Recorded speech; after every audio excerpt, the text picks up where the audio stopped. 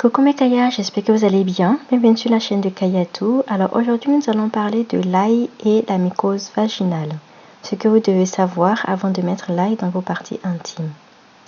Mettre l'ail dans les parties intimes serait un remède miracle pour soigner la mycose vaginale.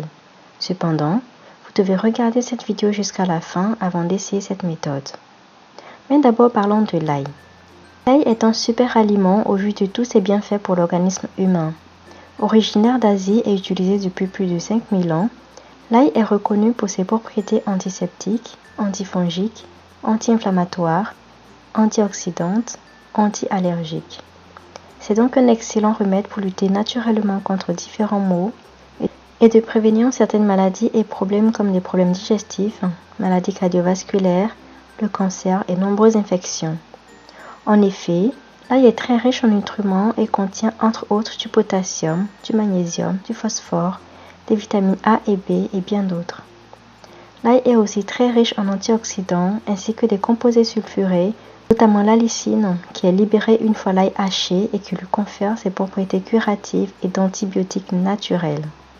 Malgré son odeur et son goût fort, l'ail est aussi utilisé dans toutes les cuisines du monde.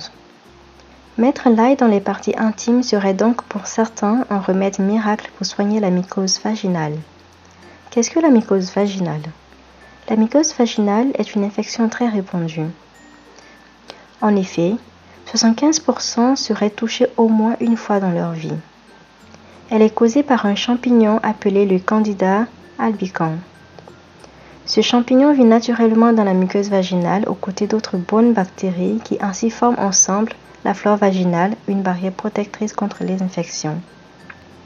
Lorsque cette barrière est déséquilibrée, le candida se développe et cause ainsi la mycose vaginale. Ce déséquilibre peut être causé, entre autres, par certains facteurs tels que la prise d'antibiotiques qui en fait détruisent les bactéries vaginales et laissent le candida se développer, un défaut d'hygiène, les changements hormonaux, le port de stérilets, certaines maladies, le stress, le frottement créé par des vêtements trop serrés, les lavements vaginaux ainsi que des soins irritants, etc. Pour celles qui l'ont déjà eu au moins une fois dans leur vie, les symptômes restent les mêmes, c'est-à-dire de fortes démangeaisons au niveau des parties intimes, les pertes abondantes et blanchâtres suivies parfois d'une odeur pas toujours agréable. L'astuce de l'ail dans les parties intimes soutient donc que l'ail agirait comme un puissant antibiotique naturel qui va venir détruire les bactéries microscopiques Candida à l'origine de la mycose. En effet, l'ail étant très puissant va donc détruire les bactéries qui se trouvent dans la flore vaginale, les mauvaises comme les bonnes, ce qui pourrait potentiellement créer un déséquilibre de la flore et entraîner des complications. 2. L'ail peut fortement irriter les muqueuses et créer des complications s'il est utilisé en cas de non-infection ou en cas d'utilisation prolongée. 3. Cette pratique peut être très douloureuse si le jus de l'ail entre directement en contact avec les muqueuses vaginales. 4. Aussi, il s'avère que ce traitement n'est efficace que quand les premiers signes de l'infection apparaissent, car une fois l'infection bien installée, l'ail n'y peut rien et pourrait potentiellement créer des complications. 5. Avant d'utiliser cette méthode, il est important de noter qu'à ce jour, il n'y a encore aucune étude scientifique qui écarterait des risques ou dangers potentiels de cette pratique, car rappelons-le, cette partie du corps est très fragile. Voilà mes Kaya ce qu'il est important de savoir avant de mettre l'ail dans vos parties intimes.